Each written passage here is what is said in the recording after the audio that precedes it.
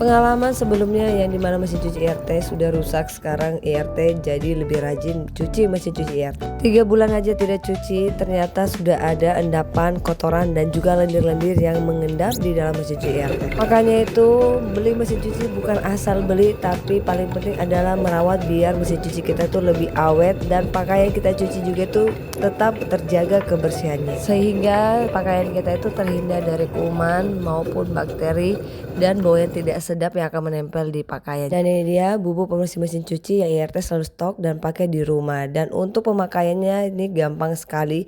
6 bulan kalian pakai 200 gram, tapi kalau 1 tahun kalian pakai sebanyak 500 gram.